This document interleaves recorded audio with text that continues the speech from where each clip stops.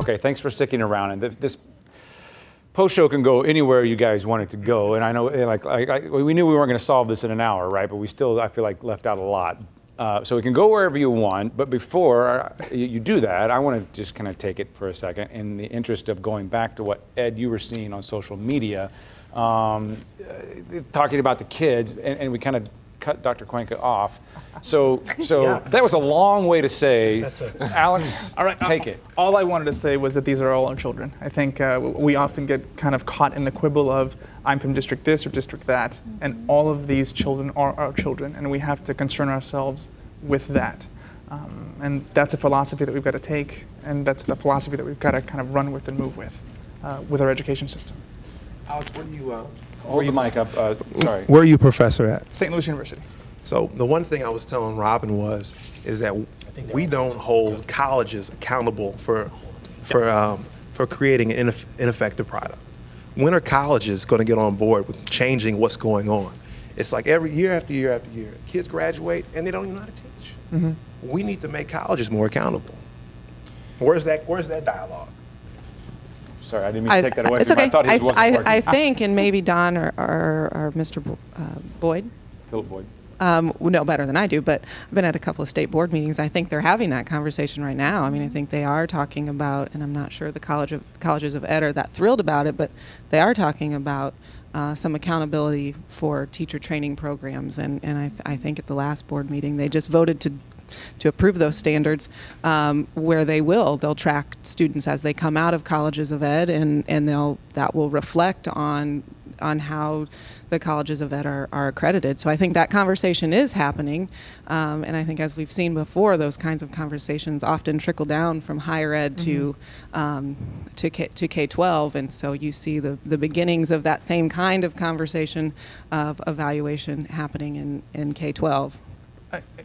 I do think some of the issues, some of the responsibility lies with the colleges of education, but I'm remiss to blame it all on the colleges of education.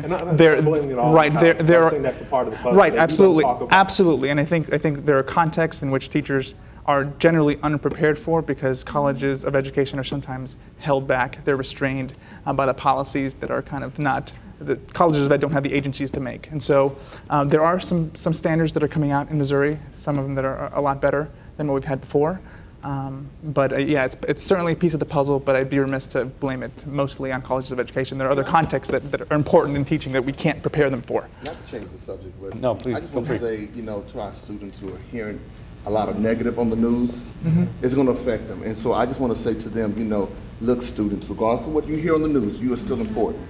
You are still smart, and I promise you, if you come to Review Gardens High School, we're going to have a support system there for you, because we want to make sure that you are successful. Because again, when you have all of these things negative on the news all the time, that you're not good enough, your school is not good enough, you then have a self-esteem issue.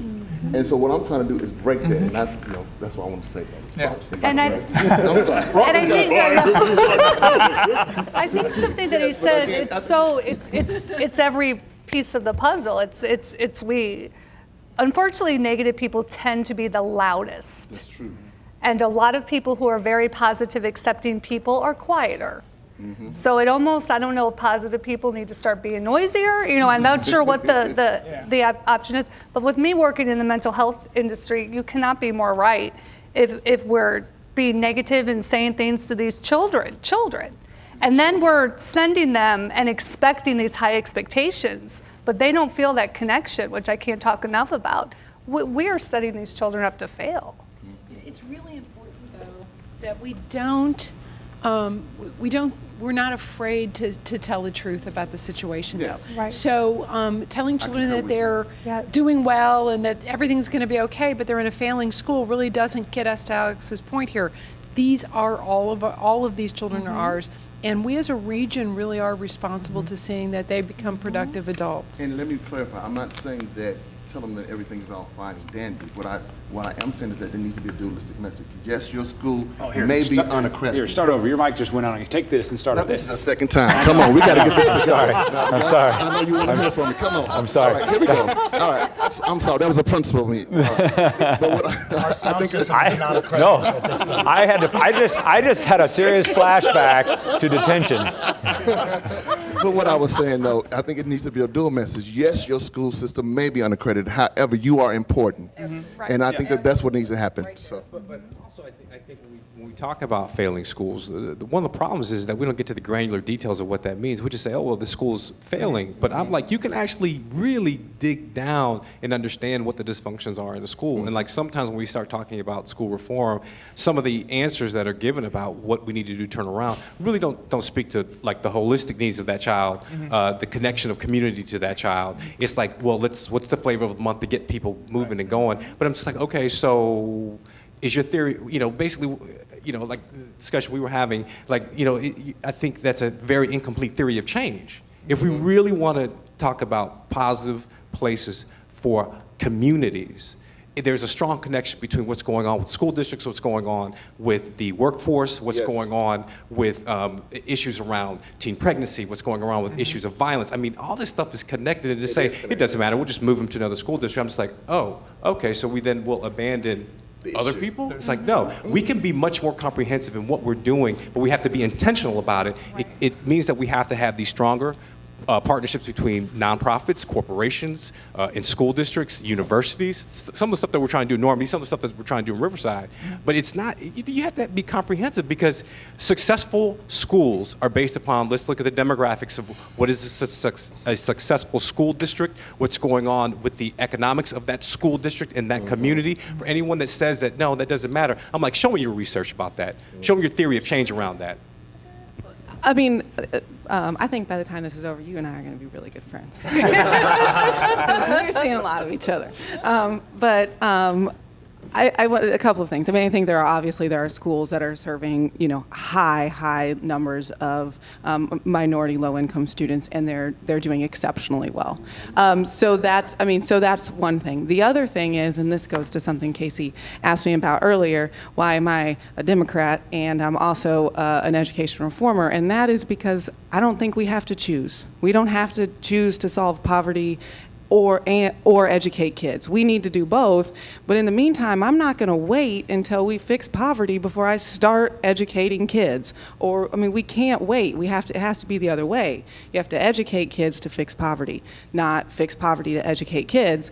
And I know that we probably all can nod our heads and agree with that, and then we'll go back and try to do that different ways, and that's good. That's what makes this a good conversation. But that's where I'm coming from on this. We're going to have to get more stick mics. Everyone's jumping in. One of the points I think that is getting lost in this discussion is that not every child in a failing school is a failing student. That's right. And that's what the point that one of the parents made at the at one of the town meetings, and it cuts both ways. That means that you have students in the so-called failing schools who are doing very well. We're going to be very successful people getting a great education, but then also it means that the kids that are leaving are not all troublemakers, are not all going to make your school dangerous and all these other things. So I think that's one thing we have to look at. The titles are relevant and they have real world consequences, but the individual student is what matters.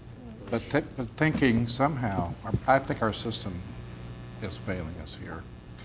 At least school choice in Missouri, taking money and kids away from a struggling school and expecting them to get better is just crazy. Because you're trying to kill the districts. Yeah. Right.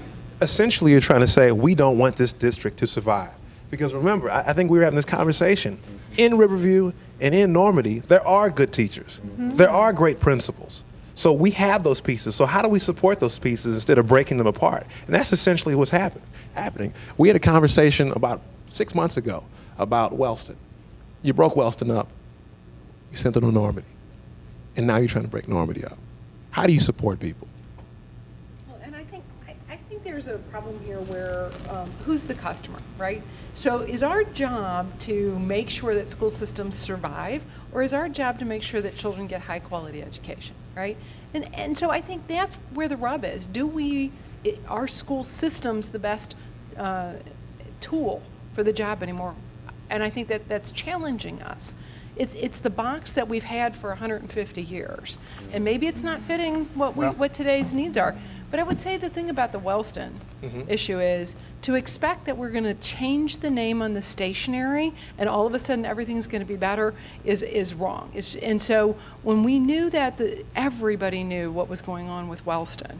And so to simply just absorb the school within the district and not do the interventions necessary to assure that children had remedial education, that the safety security issues, the high quality educators were recruited, that the social services were aligned to the needs. The failure wasn't absorbing the district into Normandy. The failure was not doing anything else. So whose fault is that? The grown-ups. And so we can't have the kids pay for that failure.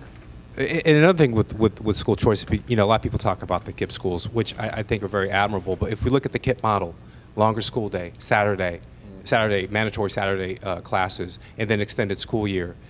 And if we look at the funding for that that's coming from the state, we are doing the exact opposite of what people say. Well, look, these are great schools and they serve minority kids. But if you look at KIPP Inspire right now, if you look at KIPP Inspire in the city, what is their schedule? How many extended school day, Saturday and extended How many school year. special needs kids? I promise we did not mean to turn this into a game show with all you Good point. We're all paid out here. I'm cool. I'm just gonna lay it right here. Oh, yeah.